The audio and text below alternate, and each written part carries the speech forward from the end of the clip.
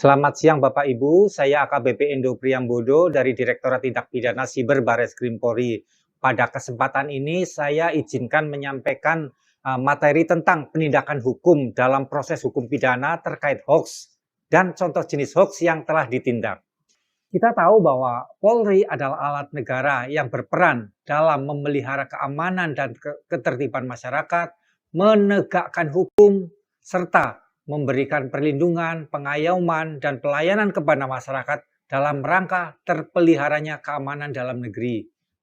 Dalam melaksanakan tugas penegakan hukum, penyidik Polri mempunyai tugas, fungsi, dan wewenang di bidang penyidikan tindak pidana sesuai dengan peraturan perundang-undangan yang dilaksanakan secara profesional, transparan, dan akuntabel terhadap setiap perkara pidana guna terwujudnya supremasi hukum yang mencerminkan kepastian hukum, rasa keadilan, dan kemanfaatan.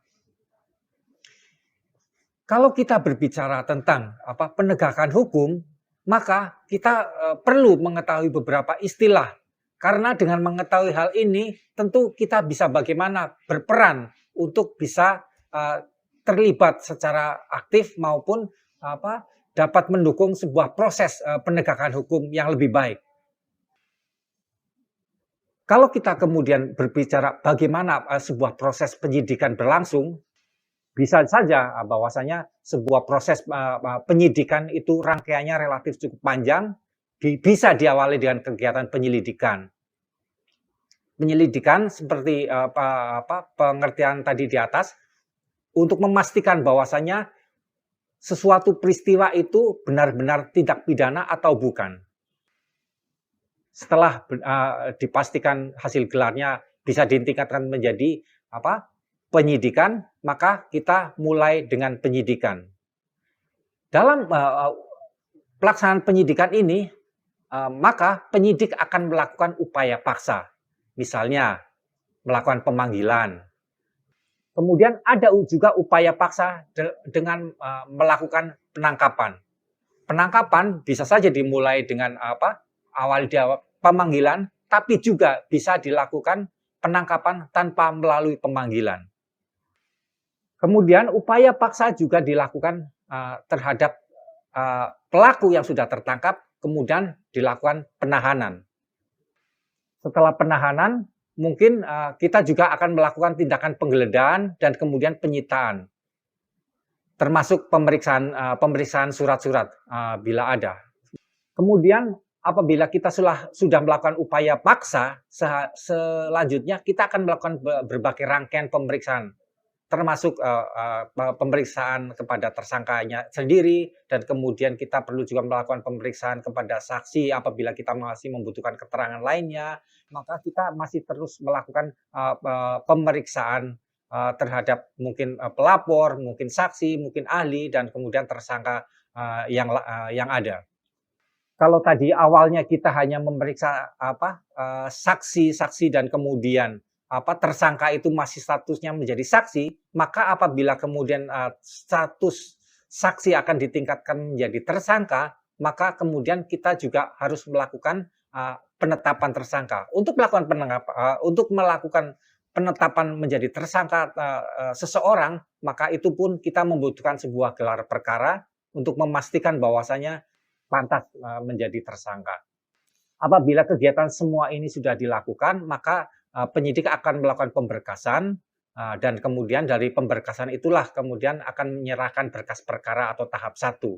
Artinya berkas perkara dianggap sudah lengkap atau belum, dipastikan akan diserahkan kepada jaksa penuntut umum untuk dilakukan penelitian.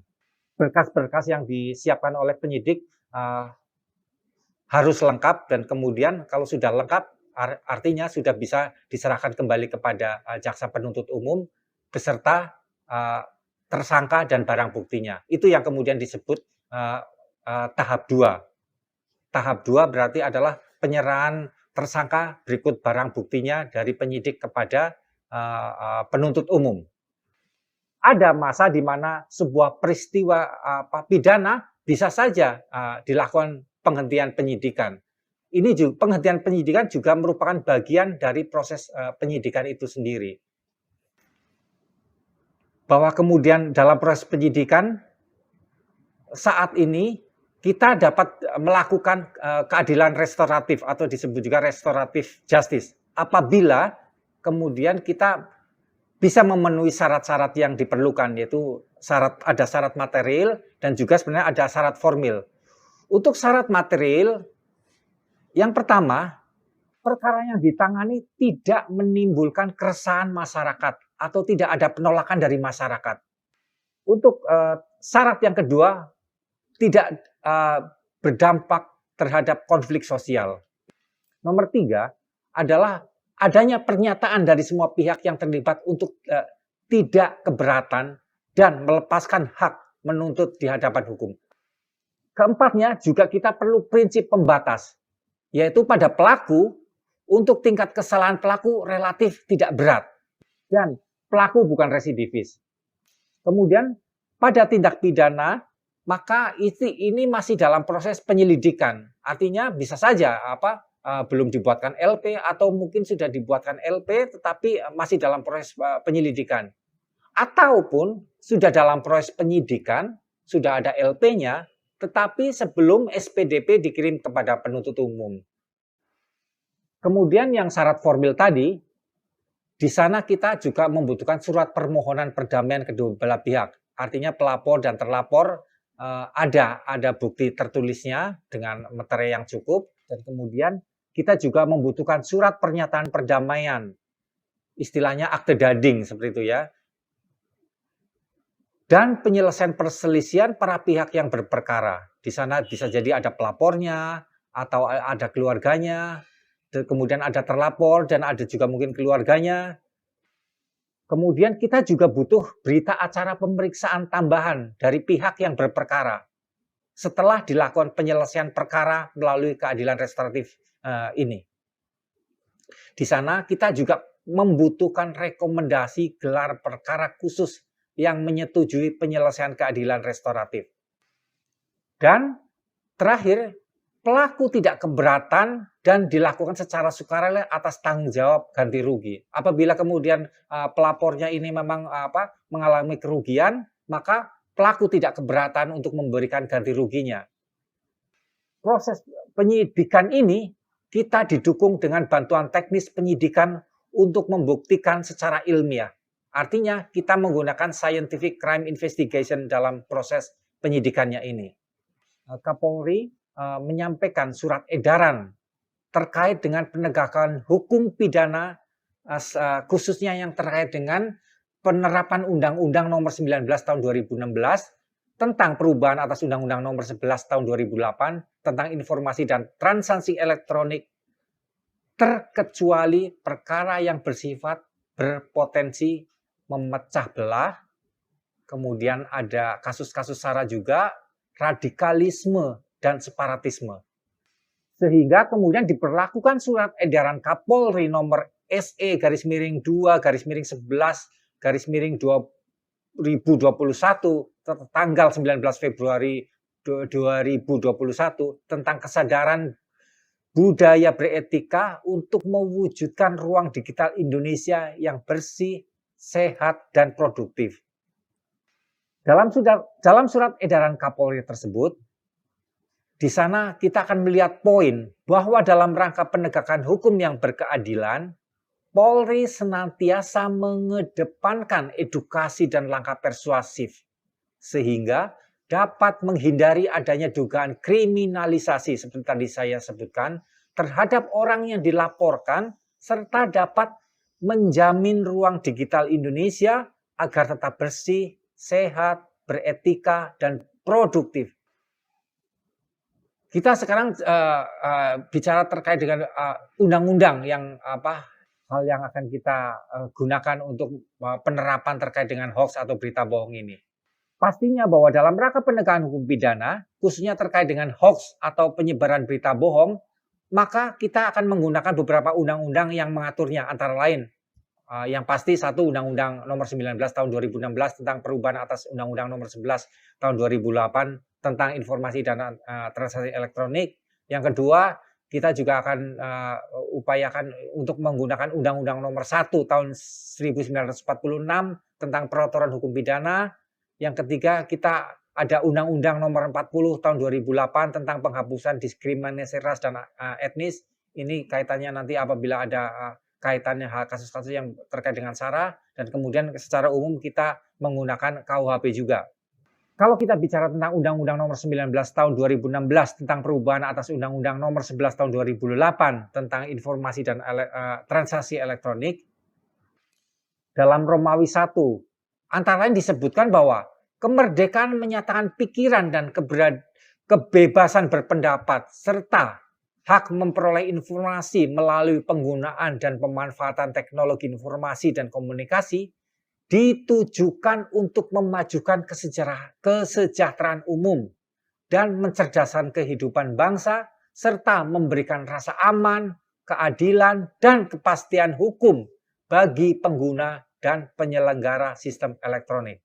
Artinya bahwasanya kita semua pada dasarnya sedang dibawa kepada suatu masa di mana kita perlu memajukan kesejahteraan umum, mencerdaskan kehidupan bangsa, serta memberikan rasa aman, keadilan, dan kepastian hukum bagi para pengguna dan penyelenggara sistem elektronik ini.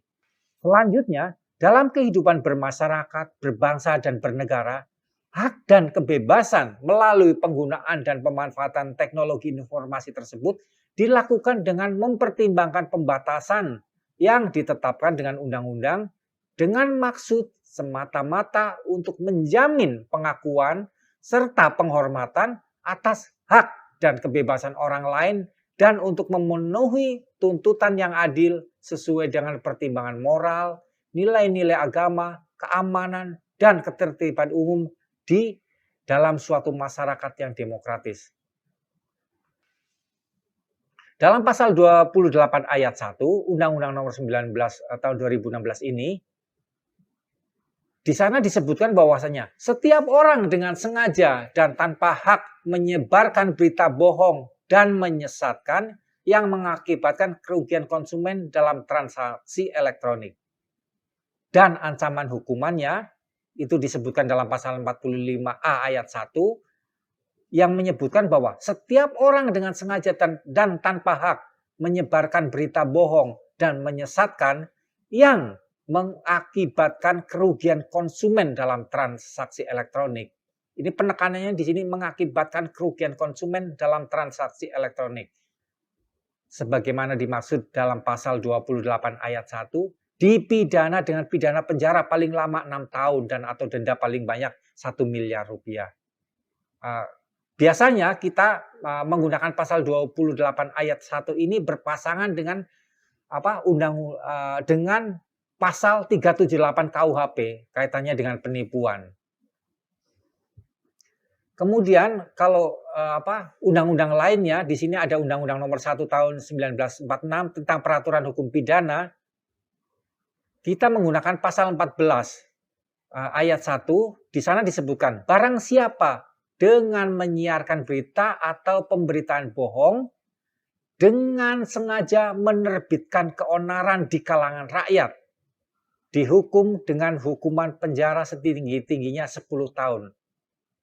Untuk pasal 2-nya, barang siapa menyiarkan suatu berita atau mengeluarkan pemberitahuan yang dapat menerbitkan keonaran di kalangan rakyat, sedangkan ia patut dapat menyangka bahwa berita atau pemberitahuan itu adalah bohong, dihukum dengan penjara setinggi-tingginya 3 tahun.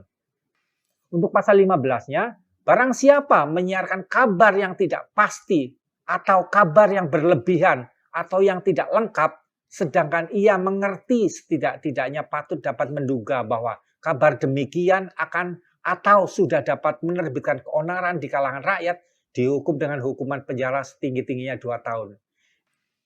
Kemudian kita juga mengenal Undang-Undang Nomor 40 Tahun 2008 tentang penghapusan diskriminasi ras dan etnis.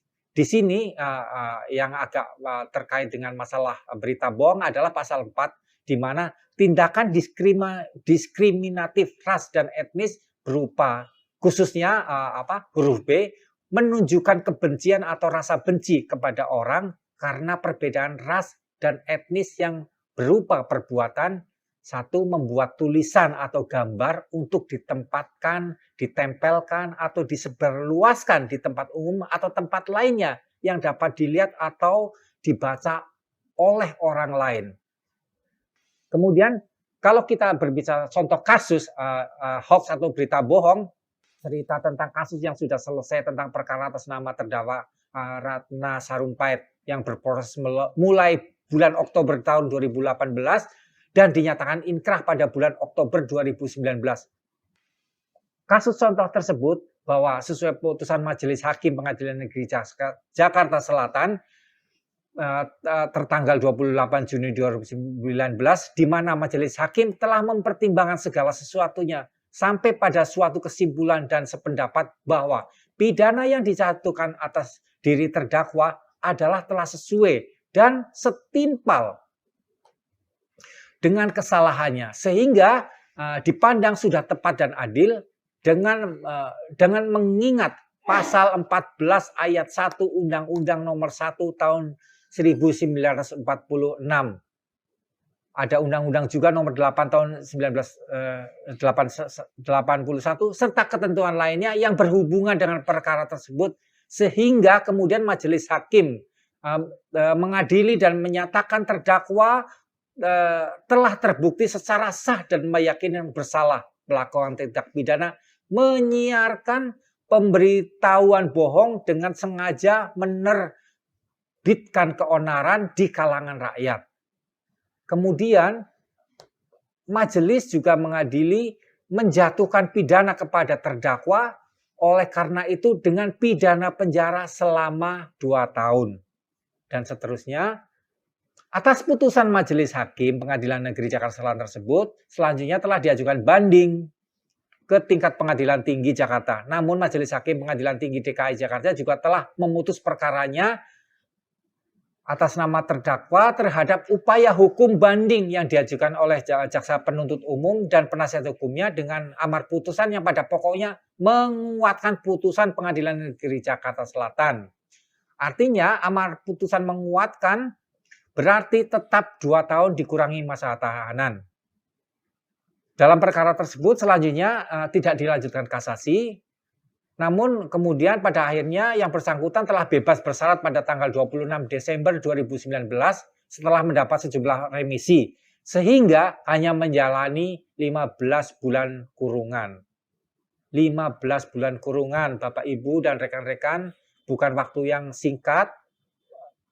Harus diingat juga prosesnya pada saat mulai penyelidikan sampai penyidikan dan sampai kepada proses peradilannya seperti apa. Bapak Ibu bisa membayangkan hancurnya mungkin pikiran, hati dan kemudian fisik mungkin lain-lainnya. Bapak Ibu perlu mempertimbangkan itu semua agar kita semua terhindar dari sebagai korban maupun pelaku sebuah penyebaran hoax yang kadang-kadang kita merasa sesuatunya tidak sengaja atau kemudian tidak merasa niat, tapi faktanya kadang-kadang bisa secara unsur-unsur pasal-pasalnya terpenuhi seperti itu. Dalam 3 contoh kasus tersebut, ternyata tidak muncul pelanggaran pasal 28 ayat 1 Undang-Undang ITE yang diancam pidana sebagaimana diatur dalam pasal 45, yaitu pidana penjara paling lama 6 tahun. Kita tidak mendengar pasal-pasal itu dipasang di dalam 3 contoh itu ya Pak ya, Bapak Ibu dan rekan-rekan. Ternyata ketiadaan penerapan pasal 28 ayat 1 Undang-Undang ITE dalam ketiga contoh kasus tersebut karena tidak adanya unsur mengakibatkan kerugian konsumen dalam transaksi elektronik. Di mana hal ini lebih berpotensi terhadap perkara-perkara terkait jual beli secara online. Di mana konsumen sebagai end user yang telah melakukan transaksi elektronik dengan telah membeli atau membayar suatu barang atau jasa secara online, namun kondisi barang atau jasanya tidak sesuai dengan yang ditawarkan secara online. Atau bahkan barang atau jasanya yang telah dibeli tidak dikirim sama sekali.